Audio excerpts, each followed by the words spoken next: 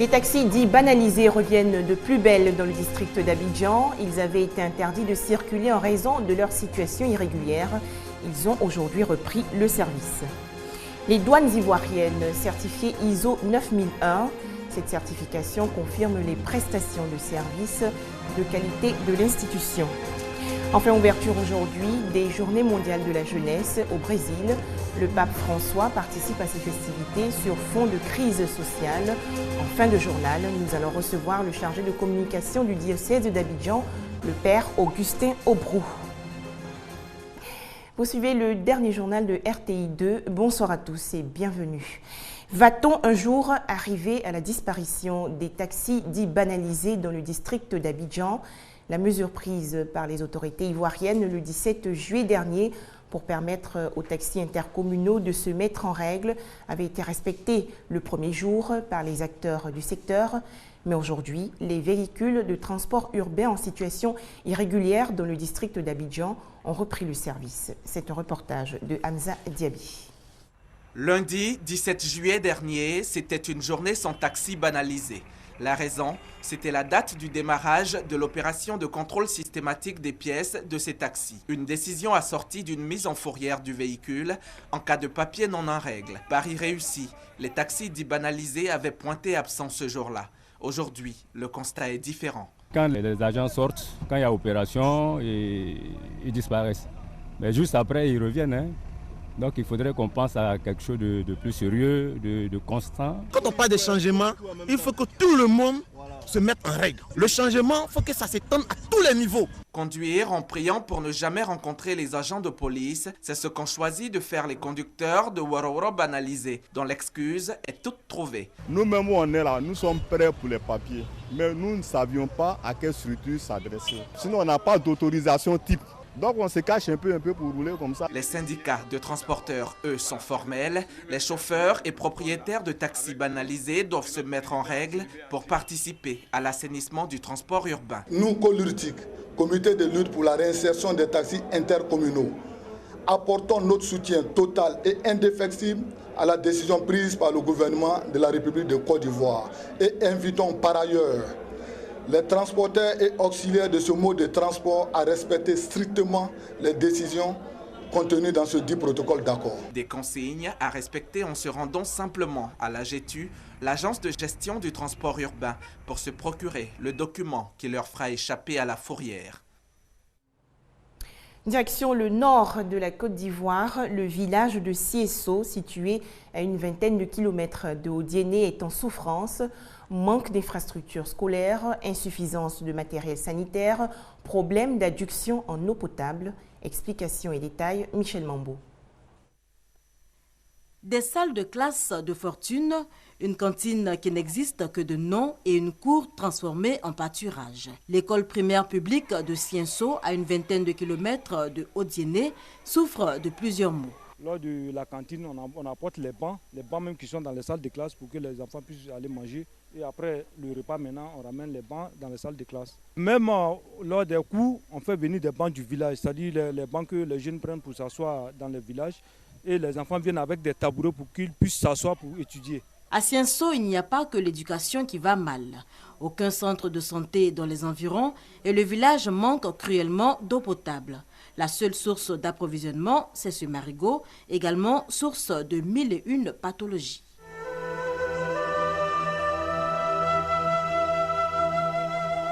Peut-être bientôt la fin du calvaire pour les villageois.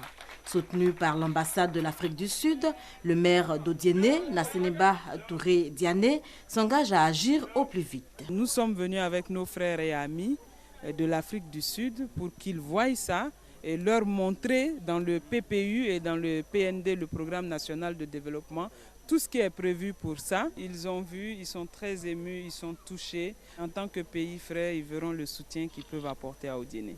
Une lueur d'espoir donc pour les 400 habitants de ce village, laissés pour compte depuis plusieurs décennies. En Côte d'Ivoire, les services des salons de coiffure et d'esthétique vont-ils toujours avec les précautions d'hygiène sanitaire?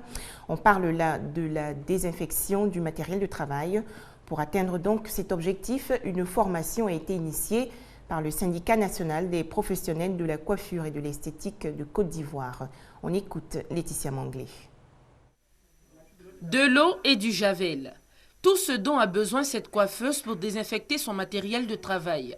Une technique qui, appliquée d'une cliente à une autre, serait suffisante pour lutter contre le VIH-Sida et les autres pathologies du cuir chevelu. On trempe les peignes dans de l'eau et dans cette même eau, on met de l'eau de javel.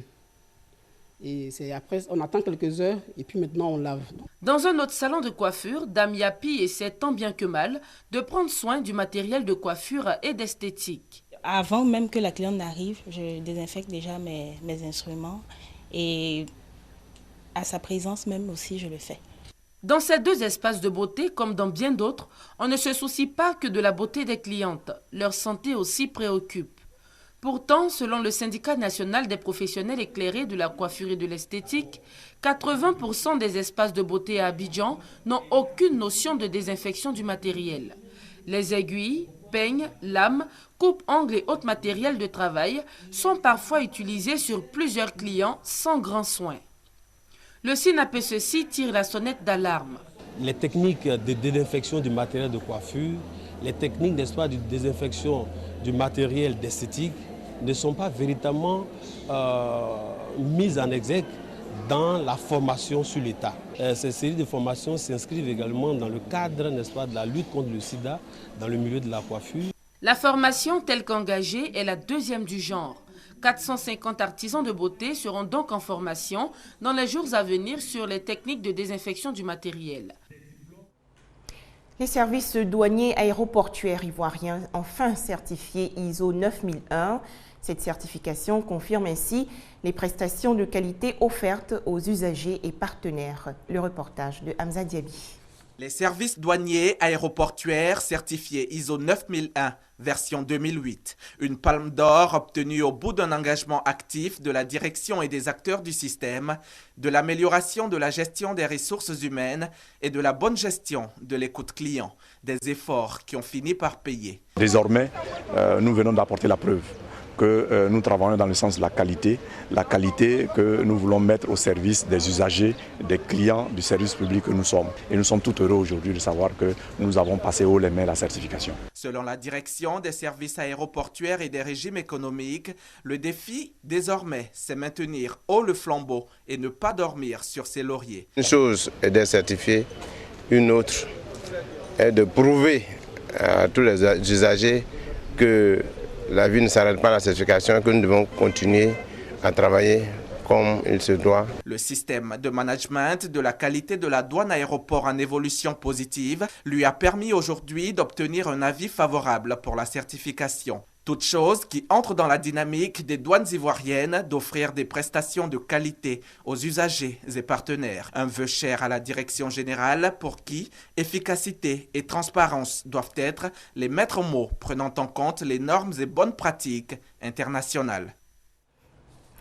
Les 28e Journées mondiales de la jeunesse 2013 s'ouvrent aujourd'hui à Rio, au Brésil.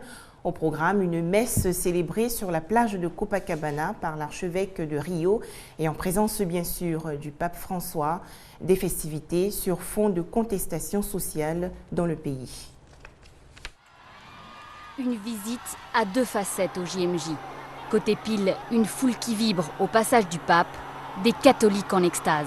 Côté face, des manifestants, des Brésiliens qui dénoncent le coût des Journées mondiales de la jeunesse, près de 40 millions d'euros.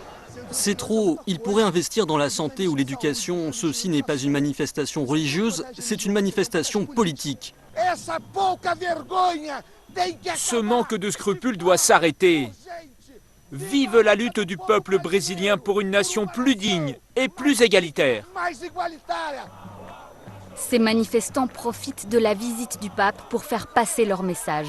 Depuis plusieurs semaines, ils demandent une politique plus sociale. Un cri de colère à quelques rues de la rencontre entre François et Dilma Rousseff. L'occasion pour la présidente du Brésil de parler un peu d'égalité. Nous combattons un même ennemi, l'inégalité sous toutes ses formes. Cette convergence oriente le dialogue entre l'État brésilien et toutes les religions. Contraste avec le discours du pape, François a préféré se concentrer sur Jésus. J'amène ce que j'ai de plus précieux, Jésus-Christ. Je viens en son nom pour alimenter la flamme de l'amour fraternel qui brûle dans chaque cœur. Un message pour reconquérir les catholiques. Beaucoup se tournent aujourd'hui vers l'église évangélique au Brésil. Leur chant résonne en particulier dans les quartiers populaires, des quartiers que l'église catholique a quelque peu délaissés ces dernières années. J'ai donc le plaisir d'accueillir sur ce plateau le chargé de communication de l'archidiocèse d'Abidjan, le père Augustin Aubrou. Avec lui, nous parlerons de ces 28e Journées mondiales de la jeunesse. Bonsoir, monsieur l'abbé. Bonsoir. Alors, pour ces festivités, les organisateurs attendent près de 2 millions de jeunes catholiques. Comment comprendre l'engouement des jeunes pour cet événement? Que viennent-ils chercher? Alors, l'engouement, le premier élément, c'est que c'est une journée dédiée aux jeunes. Donc, tous les jeunes de tous les continents se retrouvent. C'est une occasion de rencontre. Oui. Et donc, tous les jeunes des continents se retrouvent. La deuxième occasion, c'est que, le deuxième élément, on peut dire, c'est que c'est dans un pays qui est fortement catholique. Un continent, on peut le dire, fortement catholique.